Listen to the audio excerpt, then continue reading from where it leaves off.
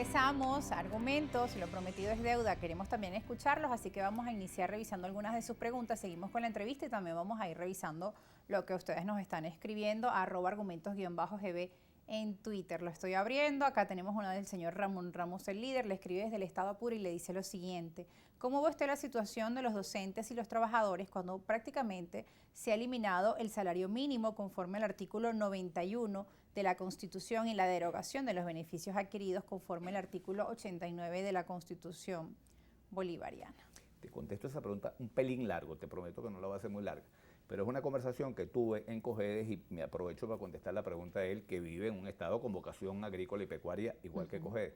Yo conversando en Cojedito, en municipio de Anzoátegui, hablando con la gente, ahí fuimos a una hacienda espectacular que produce tomate y tabaco, y produce muchísimo, son 94 hectáreas bellísimas con sistema de riego. Tú llegas ahí, es como un oasis en medio del desierto, es decir, es una zona que tú dices, esto es lo que yo sueño para Venezuela. Bueno, el camello, que es el dueño de esa hacienda, me explica y me dice, el tomate lo produzco porque estoy financiado por la Heinz, que me da el financiamiento, yo siembro tomate, yo pago, le doy mi cosecha entera a Heinz, pago el crédito y Heinz me paga la diferencia. Okay.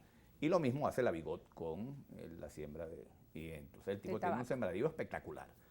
¿Qué es lo que está puesto de manifiesto ahí? El sector privado, la importancia del sector privado para generar empleo. Genera 600.000 empleos, genera él al momento de la zafra. Claro. Cuando tú calculas la cantidad de hectáreas que hay en el estado Cojedes, si se pusieran productivas como están productivas esas 94 hectáreas, la población de Cojedes no alcanza para la cantidad de empleo que eso genera. Entonces yo le decía ya a la gente, la forma para mejorar los ingresos, porque los recolectores de tomate ganan poquito. Ganan poquito, ¿por qué? Porque hay muy poco empleo, todo el mundo está desempleado. Entonces, ¿cómo hacemos para mejorar el empleo? Si tú pones a producir todas las hectáreas del municipio de Anzoátegui, todo el mundo va a estar empleado. El que necesita recoger tomate y paga poquito, va a perder los trabajadores, pues se van a ir para otro que le pague más.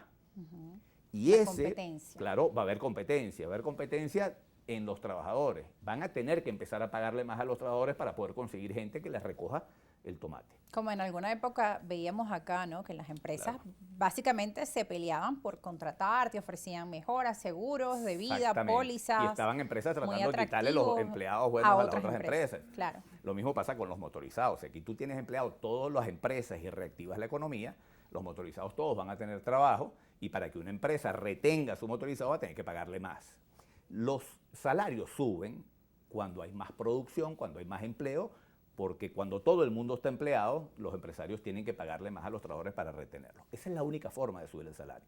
Aquí podrán llegar políticos diciendo que van a pagar mejor y que van a subir el salario a todos los empleados públicos.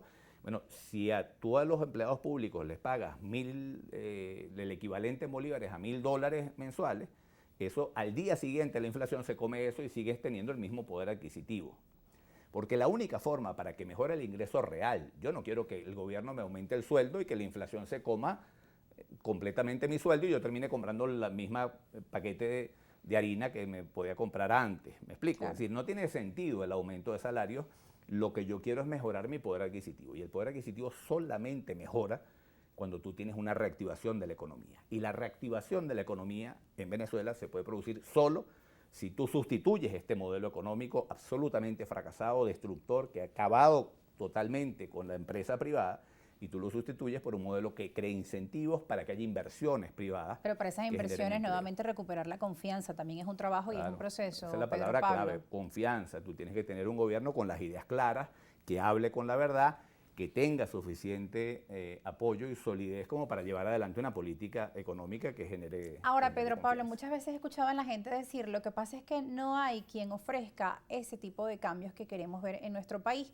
Y muchos a veces dicen, bueno, es mejor lo que tenemos que lo que posiblemente pueda venir porque no escuchamos propuestas coherentes por parte de los sectores opositores. Entonces estamos hablando de otro factor grave.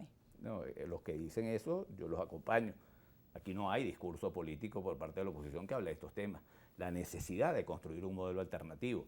Yo lo que veo en los candidatos de la oposición es, yo admiro a Lula, el modelo mío es el de Lula, yo soy centro izquierda, los partidos inscritos en la Internacional Socialista, casi todos, Acción Democrática, Voluntad Popular, Avanzada Progresista, el MAS, Nuevo Tiempo, todos esos partidos inscritos en la Internacional Socialista, porque todos se dicen de centro izquierda.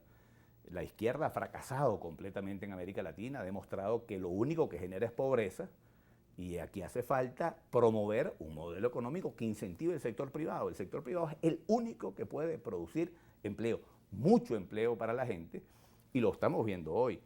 ¿Quién es la gente mejor pagada que hay en el país? Los que trabajan en el sector privado, que están ganando muy mal también. Claro, hay que decirlo. Y están ganando muy mal porque la economía toda está deprimida.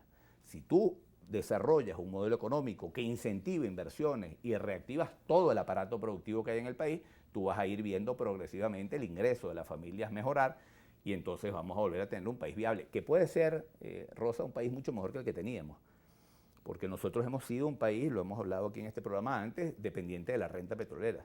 Si desarrollamos la economía venezolana en todo su potencial, el potencial agrícola y pecuario que tiene Venezuela es gigantesco, el potencial en la petroquímica no es producir petróleo, es desarrollar la industria petrolera aguas abajo, es producir cauchos, es producir fertilizantes, es producir insecticidas, es producir gasol, gasolina, es producir los derivados del petróleo. Nosotros importamos cauchos de China. Nosotros tenemos la materia prima para los cauchos, que es el petróleo. Desarrollando la industria petrolera aguas abajo, nosotros podemos exportar caucho. Ahora, Pedro Pablo, mucha gente les hace pregunta, bueno, pero ¿qué pasó? ¿Cómo llegamos aquí a un país con tantos recursos hídricos, energéticos, naturales para el turismo? Bueno, de todo tipo, ¿no? Como tú mencionas, una potencia por su diversidad y por todos los recursos que tenemos y la calidad humana de su gente. ¿Cómo llegamos hasta este estado y cuántos años harían falta para volver a recuperarnos, para hacer esa potencia que todos queremos ver de nuestro país, Venezuela? Yo tengo un juicio muy negativo sobre, sobre algunas cosas de la República Civil, que la llama el gobierno Cuarta República. Yo prefiero llamarla República Civil, la República Democrática. Hubo respeto por la democracia, hubo instituciones, hubo un montón de cosas positivas y se hicieron muchísimas cosas. No tiene nada que ver los 40 años de democracia con estos 20 años de destrucción. Ahí se construyó muchísimo. Pero yo creo que hubo un pecado imperdonable y fue el rentismo. Es decir, los gobiernos en el periodo democrático, cuando habían conflictos en el Medio Oriente que subían los precios del petróleo, aquí se armaban fiestas, y unas fiestas parecidas a esta, solo que no había un empeño por destruir el sector privado, pero se armaban unas fiestas gigantescas, dólares para todo el mundo y dólares para importar. ¿Qué pasa cuando los precios del petróleo suben? Hay muchísimos dólares, los dólares se vuelven baratos y empiezan a importar y se deja de producir en Venezuela. Sí. Esa caída en la producción, cuando los precios del petróleo caían, el país se encontraba arruinado. Por eso llegó Chávez. Chávez llegó después de un boom petrolero muy grande, donde armamos una gran fiesta.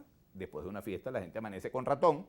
Cuando se nos acabó el boom petrolero, los precios empezaron a bajar y bajar y bajar y bajar. No se aprovechan esas épocas para hacer inversiones, para hacer ahorros, para tomar la previsión. Sí. Hay un ejemplo muy claro que es Noruega, que es un país petrolero que ha ahorrado la renta petrolera, la meten en un fondo, no entra en la economía y siguen trabajando, siguen desarrollando su economía y van guardando todo en un fondo. Para las épocas de las vacas flacas. Para las épocas de las vacas flacas. Si nosotros hubiéramos hecho eso, nosotros tendríamos un fondo ahorita que nos permitiría un montón de cosas y hubiéramos desarrollado nuestra economía en las otras áreas.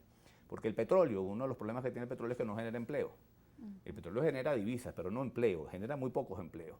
¿Qué genera empleo masivamente? La agroindustria, la petroquímica, el turismo, un montón de áreas que nosotros tendríamos que haber desarrollado para que la gente hoy sería independiente, independiente del gobierno, independiente de los políticos.